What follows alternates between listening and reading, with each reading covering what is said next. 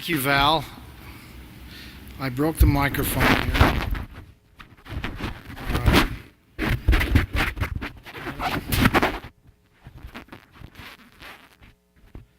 Okay, I won't touch the mic. Anyway, I'm honored to be here with you. Thank you very much. And I guess this is our first annual Utah Global Forum. And I trust it's been productive for you so far. And hopefully my time here will be beneficial also. It's good to look out in the audience. As I see through the lights, there's quite a lot of people here. And I appreciate your attendance here as we work together to work on the economy of Utah and find other opportunities for us to excel. I can tell you I am invited to speak at a lot of different functions, and we don't always have as good a turnout, as I see here today. I had some people ask me not too long ago to speak, and said, we're going to have about 300 or 400 people there, Governor, and we'd like you to come and speak, and we're going to have it in the ballroom, one of the downtown hotels. And so I looked at my calendar and said, well, I think we can make that work, and help this association. And so it was scheduled. I showed up. It was supposed to start at 7 o'clock at night, and I showed up about 10 minutes before the hour. And as they took me out and showed me the ballroom, there was only about 10 people in the audience. And I thought, well, this is a little slow, but maybe people are going to arrive a little later. And so we waited, and sure enough, a few people started showing up. And but at 7 o'clock, the appointed hour, there was only about 25 people in the whole ballroom. And the guy finally, he kind of stalled, and 5 or 10 minutes later, he says, well, we probably ought to get started. And so as we're walking up to the podium up front, he turned to me and says, I got to apologize. I'm really sorry. I thought we'd have a lot more people show up. And I says, well, that's okay. There's 50 people here. I said, but did you tell him I was coming, to speak? And he said, no, but word must have leaked out. So I'm glad the fact that people didn't let you know I was coming. Anyway, thank you. And let me just say thanks to all the organizers of this function. I know that like most good things that happen in life, they don't happen in a vacuum. They don't happen just because of one person. And it's a team effort. And so I thank all those who are part of the team here that are part of this effort to help us grow the economy here of Utah. So thanks for your participation. Let me just mention in my few minutes here 2 or 3 things. One, Bill Clinton, when he was president, got it right when he said it's the economy, stupid. It really is about the economy. We have a lot of issues that government has a role to play in, many that it does not. But certainly the focus ought to be with every elected official, in my view, on the economy. If you get the economy right, most everything else falls into place, or at least certainly makes it a lot easier for you to have a success. So our focus has been, laser-like when it comes to growing the economy, and we've had great results of that. As I look back at the heritage of Utah, and I'm a proud 6th-generation Utahn, I see Utah in its beginning, and I see the transition that's taken place over time to what we are today. And the ups and downs, the bumps in the road, but we've come a long way and had some great successes. If you think about when Brigham Young and those pioneers came into this valley and said, we're going to roll up our sleeves, we're going to do something that most people think was not possible, we're going to make the desert blossom as a rose, was really quite a concept at the time.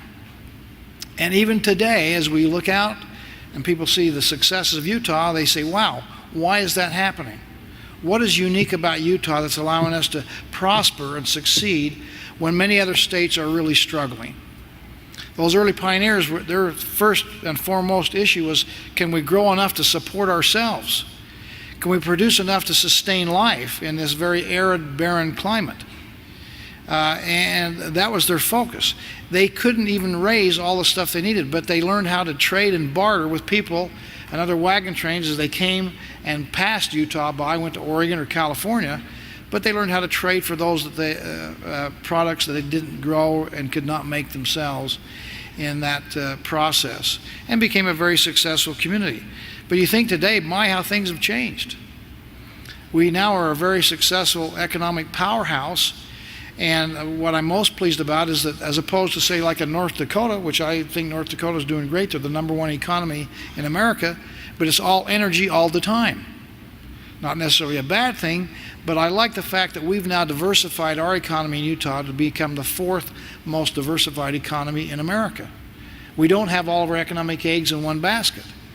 That gives us reason to be optimistic and view the future as one that has great opportunity for us here as a state, and particularly for our business community. And not only are we growing here, but now our import-export business has grown dramatically. And I know some of you and many of you here are involved in that aspect of life, but it's nice to know that we've doubled our import-export business just in the last 10 years. Our exports in Utah totaled $16.1 billion in 2013, of which $7.6 billion were value-added products. We've grown our import-export business by 35.8% compared to the national average of about 29.5%. I know we had Lou Kramer here and Derek Miller with the World Trade Center. Again, the good news is that over the last 5 or 6 years, Utah has been the leader when it comes to the growth of import and export business in this nation. And what that means is, I see Fred Lamprost and Merit Medical, a good example of being able to export the business that you have in your products and create jobs in Utah. That increasing of our jobs has been about 150,000 new jobs in Utah because of our increase in our export business. But I'm here to tell you, I think we're just barely scratching the surface. I think the potential that we have worldwide is incredible. When you think of the population of 3 million people of the state of Utah, and we have about 307 million people in the United States, 95% of the world's population lives outside of our borders. Those are all potential customers for us and for business out there. We need to find ways to connect. 2.5 billion of those here already have access to the internet. So ways that we connect our businesses with these potential customers with the internet. This forum is designed to help us all learn and get ideas of how we can do things better and how we can best grow our businesses, unique to your own respective businesses, and take advantage of the global marketplace today. As I mentioned, Utah is the 4th most diverse economy. I would say it's time for us to, in fact, diversify our export business here in the state of Utah. And to that end, I've set a statewide goal. I mentioned in my State of the State earlier this year that we would increase our value-added products by $1.6 billion to $9 billion over the next 5 years. So that's a goal which is lofty. It's certainly not something that's going to be easy to do. And there are many naysayers out there say, Gary, you can't do it. But I remind everybody that the same people that said we can't do this said we couldn't create 100,000 jobs in 1,000 days either, and said we're going to be just like the rest of the country. But we've proved the naysayers wrong. Utah has a can-do spirit. We have a mentality and attitude that we can succeed. Where others maybe are struggling, we can succeed in Utah. We have some built-in advantages and opportunities that give us, in fact, an advantage that other states don't have. Utah is a great place to do business. You all know that without me telling you. But we're growing faster than any place other than North Dakota in the country. We have the fastest growing economy. We have the 2nd lowest unemployment rate now, down to 3.6% from a high of 8.6% when I came into office. We are diversifying our economy, as I mentioned. Our taxes are lower. We've flattened them out. Our regulations are sensible. We've gone through and reviewed all of our nearly 2,000 regulations, and in the process eliminated 368 of them because they had no public purpose. They were just a drag on the economy. They didn't level playing fields. They didn't protect the public. They just slowed down commerce. And so we did what you'd want us to do as business people, is to eliminate those nonsensical regulations. We also have a labor force that's unique. It's young. Our median age is 29.2 years of age. We're a productive society. It's part of our culture, a work ethic. I was raised by a father who had a family slogan he got from his father, which is our family slogan today, and I don't know that's unique to the Herbert family, but Its work will win when wishy-washy wishing won't. And we believe that if you roll up your sleeves, you can get a lot of stuff done in spite of those naysayers out there. Well, our culture here of Utah is one of can-do. We also not only are young and productive, but we also are high-tech savvy.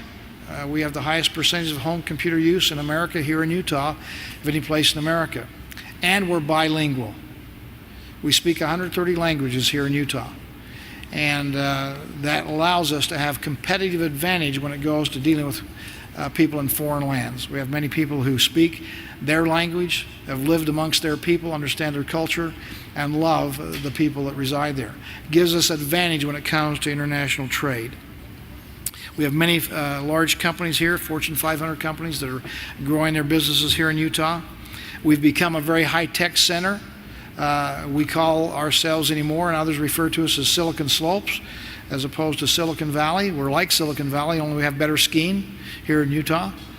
The high-tech industry is growing dramatically, and we're becoming a financial leader, not only with our banks and financing that's taking place, but more venture capital now is, in fact, finding its way to Utah as a great place to invest if you want to have a profitable business investment.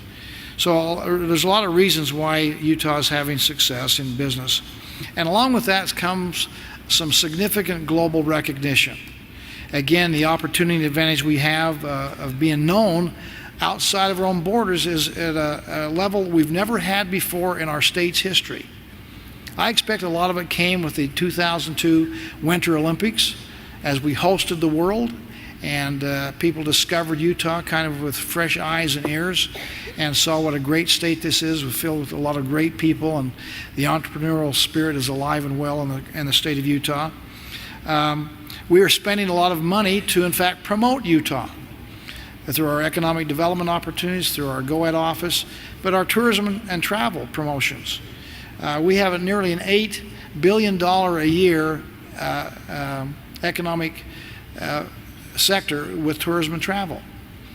And if you've been to our national parks lately, we call them the Mighty Five. We have 5 national parks and 43 state parks. But you go to our national parks, you'll find the majority of the people there visiting are non-English speaking. They're international visitors. And it's becoming somewhat of a phenomenon international for people to travel to Utah. In fact, we had a couple by the name of Andrei Heller and Simona Tribel who were visiting Bryce Canyon not too long ago. 70% of the people that were there were from Germany. And he remarked to our folks down there that, hey, this is like old home week. It's like we've never left Germany. There's so many Germans here at Bryce Canyon.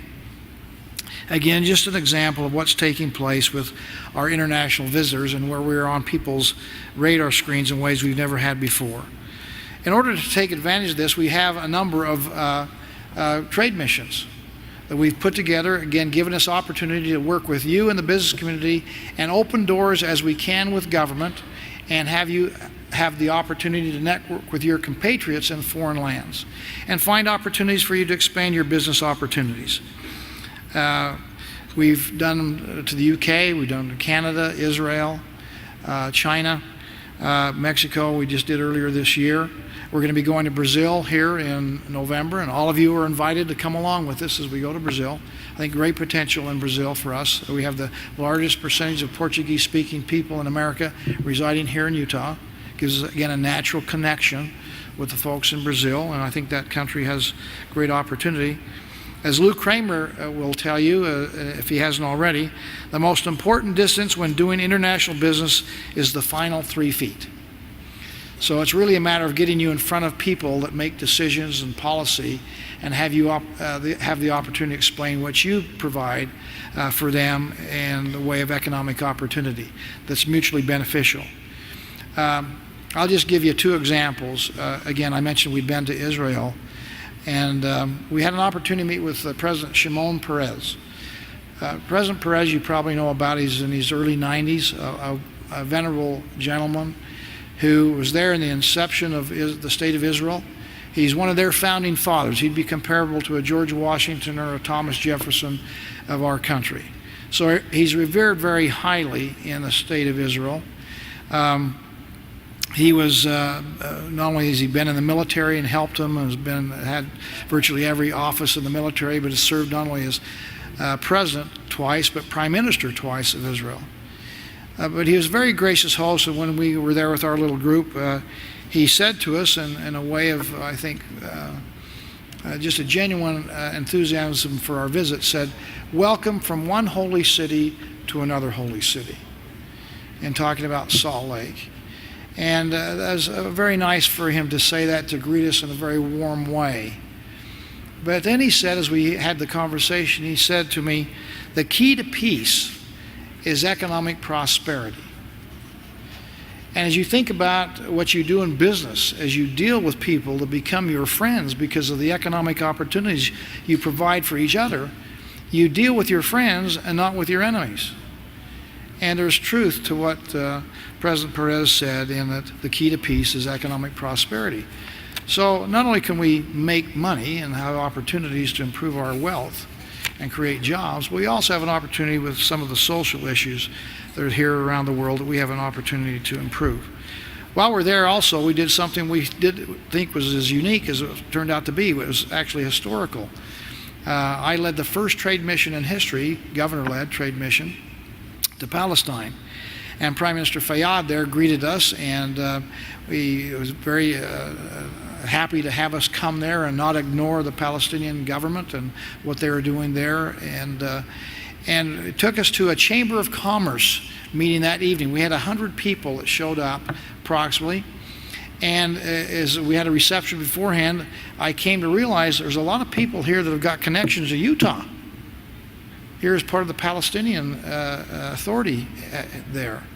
And as we were there in Ramallah in the West Bank, and anyway, it was, we actually had a show of hands. How many of you have got some connection to Utah? And of the 100 people there, about 50 hands went up. One of them happened to be the roommate of Steve Young, the BYU quarterback, the 49er quarterback. I said, "You were the roommate of Steve Young?" And he said, "Yeah, I taught him how to throw the football." So it was just remarkable to find those kinds of connections in that faraway place, which was somewhat remarkable. And the point is that there are business opportunities everywhere. You as business people know this better than anybody, and so it's our global outreach, I think, has great potential to provide opportunities in ways we've never thought about before. We're in the UK and we're in London. We had an ambassador get together, we call it. We had a couple of hundred people that showed up. We asked people to come that wanted to know more about Utah, wanted to do business with Utah, or had ties to Utah. And as they came, what was supposed to be a 2-hour meeting, there was so much enthusiasm and energy in the room that it lasted for 4 hours, as we had people meeting and connecting with each other and asking questions and finding opportunities to improve. When we were in Mexico, here earlier this year, we had 66 companies like yourselves that journeyed with us to Mexico, Mexico City, the state of Jalisco, and other areas around the Mexico City area. And what we have back now, because of that effort, just a few months ago, is $36.2 million now in projected sales over the next 3 to 5 years by Utah companies because of that trade mission. So again, the results are there for us to examine and appreciate and say, what can we do to build upon that going forward? Let me just add, too, that we have sources in the Governor's Office of Economic Development, our GOED, now led by Val Hale, to assist Utah businesses in their international outreach. The Governor's Office of International Trade and Development is housed there, and the World Trade Center, which now Derek Miller, my former chief of staff, is now running, that Lou Kramer used to be. But we have with us today 4 of our international experts who will be at the GOED booth, so you can visit with them, and they'll help you at no cost to see what we can do to queue you up and to help you understand the potential of being on our trade missions with us, or on your missions of your own, what they can do to help you accomplish as much as your potential will allow. Well, let me just kind of conclude here and say, you know, I mentioned earlier on about the transition that Utah has gone through, as we've gone from just trying to support ourselves to becoming not only self-sufficient but exporting a lot of our goods and products, not only around the country and the Mountain West, but now internationally around the world. In 2002, we hosted the world. We had an opportunity to bring them into our home. It's time now for Utah to go out to the world and tell the world about Utah, and go to their backyards, their hometowns, and their businesses and say, we have opportunities to help you, and find mutually beneficial ways to, in fact, grow the economy. It's time for us to spread the word. We've been kind of an unknown commodity for many, many years here in this country, but we do have things that people are envious of.